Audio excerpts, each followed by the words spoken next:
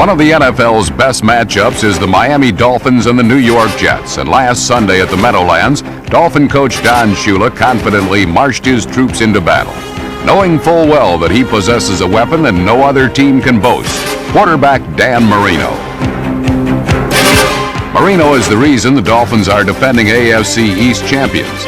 And with him, Miami will always be contenders not only for a division title, but for the league championship as well.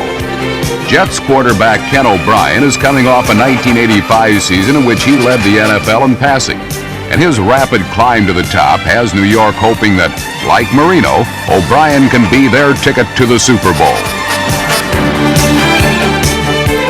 Certainly, Jets head coach Joe Walton would like to see his team develop the consistency that produces Super Bowl contenders. His Jets are trying to rebound from a thorough beating at the hands of another AFC East rival, the New England Patriots.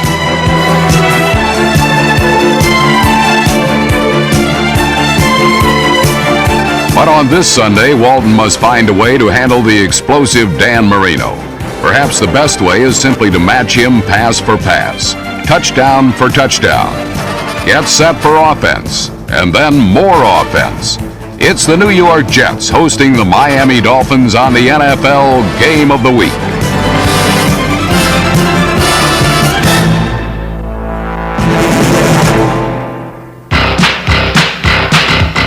The game's first important play was not produced by either Marino or O'Brien, but rather by Jet punt returner Kurt Sohn, number 87.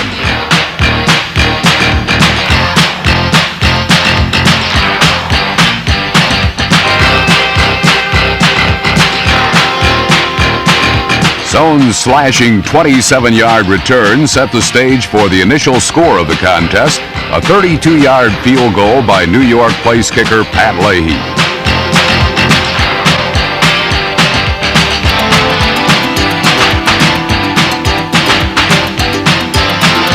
Strangely enough, over 10 minutes of the first quarter had elapsed, and Leahy's three-pointer was the only score.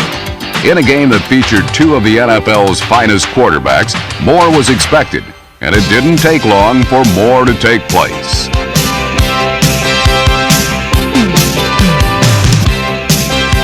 It doesn't matter how well you play defense, you cannot hold Dan Marino and the Dolphin passing game in check for very long.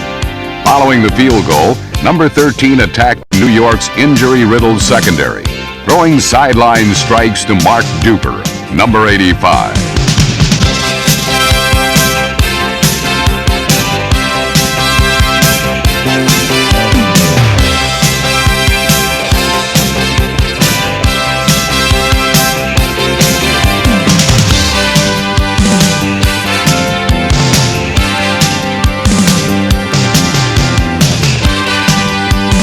From the Jets' 6-yard line, Marino closed out the drive with this bullet to rookie wide receiver James Pruitt, number 82, who fought his way into the end zone.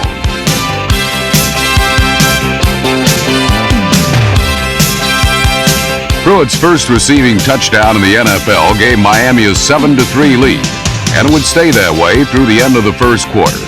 In the second period, however, the scoreboard would never stop, flashing numbers at the dizzying pace of a pinball machine.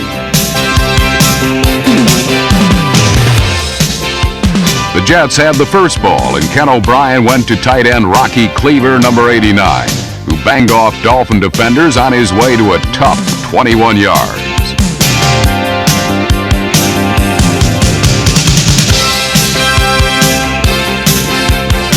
Cleaver did everything but ring up points. That was left to running back Johnny Hector. Hector, number 34, starting in place of the injured Freeman McNeil, scored New York's first touchdown, finishing off a 10-play, 83-yard drive with this burst from a yard out.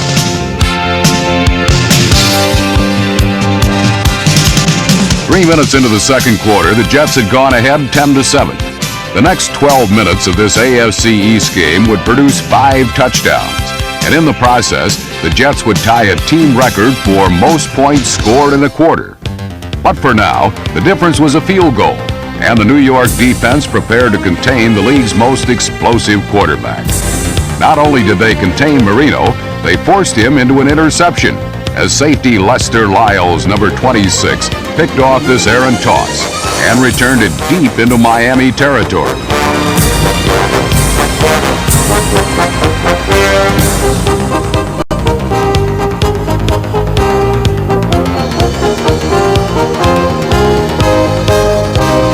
Again, it was Hector who got the Jets into the end zone, this time on a quick hitter up the middle from 8 yards out.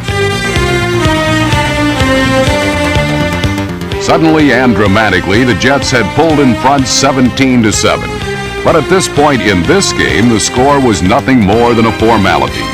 The action was about to reach a frenzy that produced not only a bunch of touchdowns, but some of the most exciting offensive football you'd ever want to see.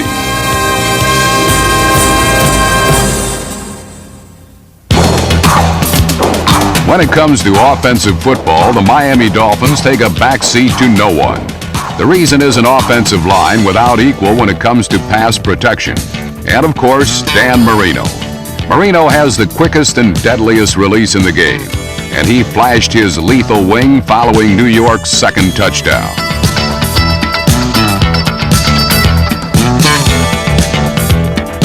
This 42-yard aerial to Mark Clayton was the big play in a quick striking drive that ended with a short toss to tight end Dan Johnson. It didn't take long at all for the Dolphins to get back in the contest. It was now 17-14 New York, but the Jets and O'Brien committed their first turnover of the game as Miami cornerback Don McNeil, number 28, plucked this pass out of the air, giving the Dolphins excellent field position at the New York 13-yard line. From there, Marino made short work of it, throwing his third scoring pass of the half, this one to Mark Duper in the corner of the end zone.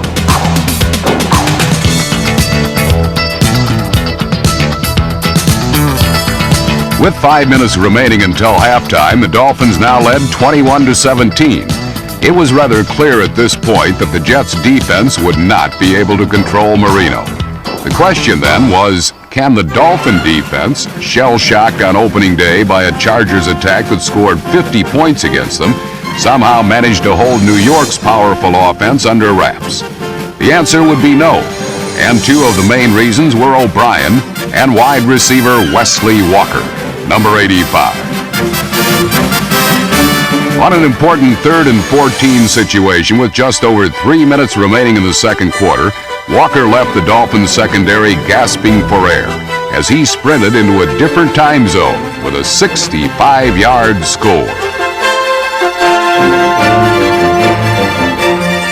The Jets had their third touchdown of the quarter, and they regained the advantage 24-21.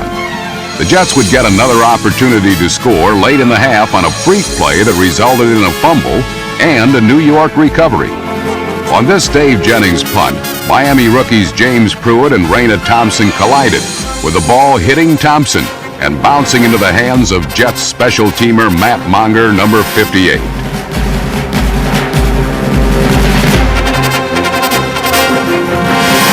Monger's effort was brought back due to the rule that says that a botched punt return can be recovered by the defense, but not advanced.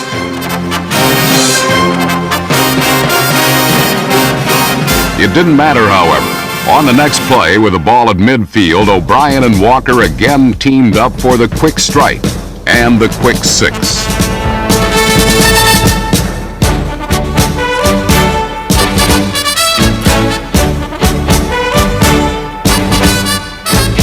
The score came with 40 seconds remaining in the first half and was the Jets' fourth touchdown of the second quarter, tying a team record.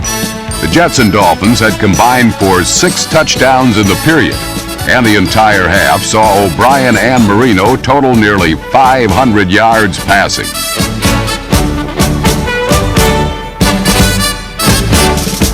But as the first half came to its thrilling conclusion, two heroes were beginning to emerge. One was a swift wide receiver named Walker, with a special knack for outrunning secondaries to the end zone. And it was this talent that had the Jets ahead 31-21. The other hero was a young quarterback, who has quickly moved into the elite group of performers that make up the NFL's superstars. Ken O'Brien may not receive the public attention that a Marino or an Elway generate, but this efficient field general is rapidly proving himself to be the equal of any quarterback in the league. And in the second half, Mr. O'Brien would state his case even more assertively.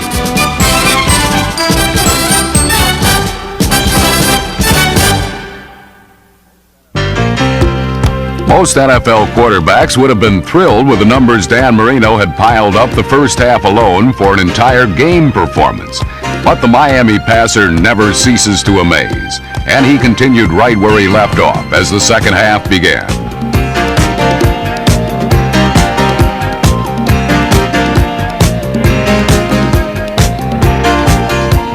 Dan's fourth touchdown pass of the game and his second to Mark Duper covered 46 yards and was almost embarrassing in its ease. Taking full advantage of the Jets' injury-riddled secondary, Duper simply ran past all the New Yorkers and found himself practically waiting for Dan's scoring toss to fall from the sky. With Duper's touchdown, Miami trimmed New York's lead to 31-28, and Mark's Cheshire Cat smile was contagious. Soon all the Dolphins were grinning from ear to ear. After giving up a whopping 28 points to the Jets in the second quarter, Miami allowed no scoring at all in the third period as the New York offense sputtered.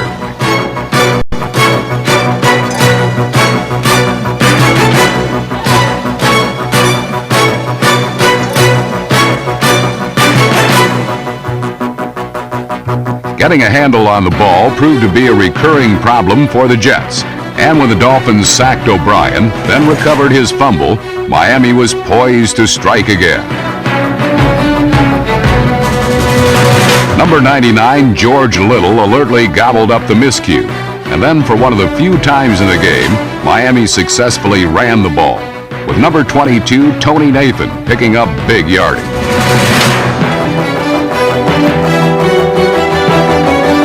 It then appeared that Marino was about to pick up another touchdown pass, but he just missed connecting with Mark Clayton over the middle.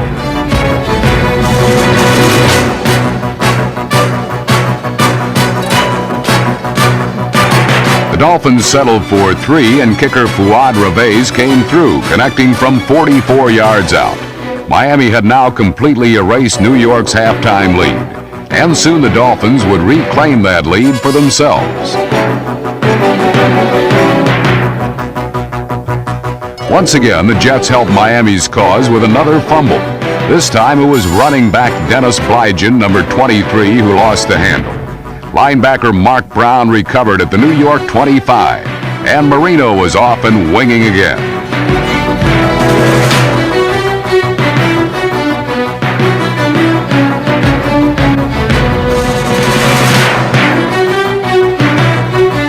Duper was stopped just short of the goal line. But after 2 unsuccessful running attempts, Marino called a play-action fake.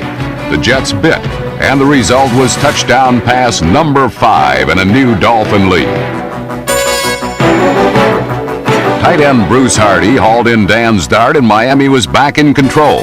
The third quarter had been totally dominated by the Floridians. They scored all the points, controlled the game tempo, and consistently took the ball away. New York fans were beside themselves, but they would soon be singing a different tune. A dramatic fourth quarter was coming up that none of these fans or any of the players would ever forget.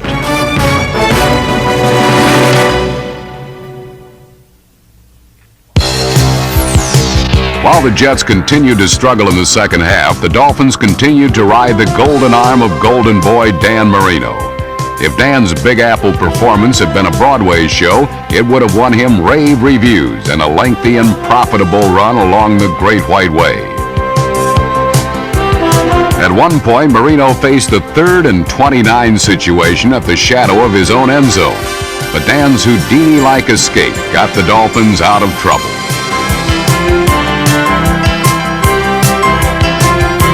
Marino was so hot that at times it seemed he was completing passes to everyone. And in fact, that's just what was happening.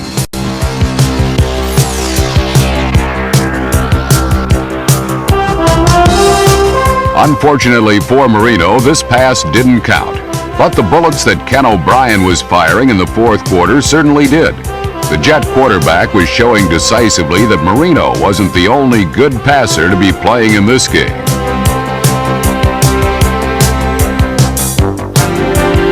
A big catch by wide receiver Al Toon set up 3 more O'Brien completions as the Jet attack finally began to revive itself.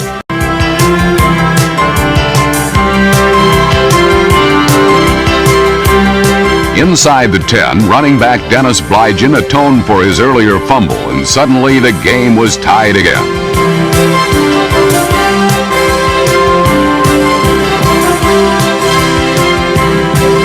The Jets appeared to be picking up momentum. After holding Marino in check, New York regained possession in hopes of notching a go-ahead score. But another Gotham miscue put the ball right back in Miami's hands. The officials ruled Wesley Walker had possession before he fumbled. The Jets felt otherwise. The bottom line was Miami had the ball, but they didn't keep it long, only the time it took for Marino to fire touchdown pass number 6.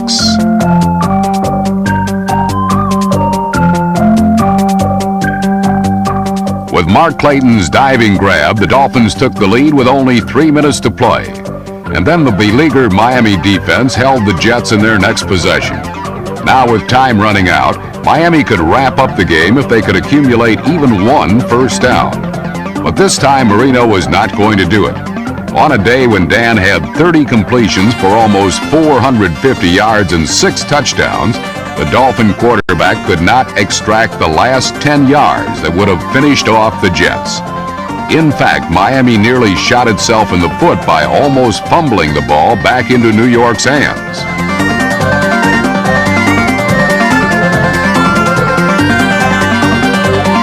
With barely a minute to play, Ken O'Brien took over.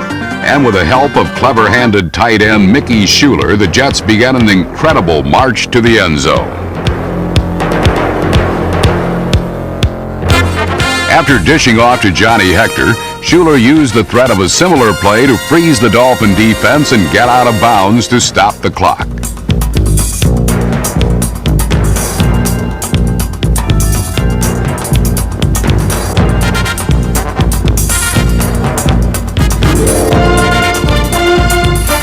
Schuler caught one more pass, and then with 5 seconds left in the game, Ken O'Brien faced a 9-man secondary in a seemingly hopeless situation. But then that hopeless feeling vanished quickly. With no time left on the clock, Wesley Walker came down with a catch. O'Brien fired the ball between 5 Dolphins. Wesley had his 3rd touchdown catch of the game, and with the conversion, the contest ripped into overtime.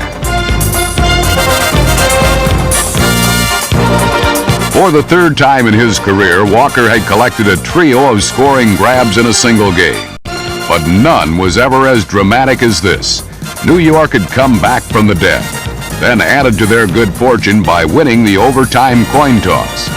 But then it looked as if all their heroics were about to go by the wayside, as kick returner Michael Harper, number 84, appeared to fumble the football away.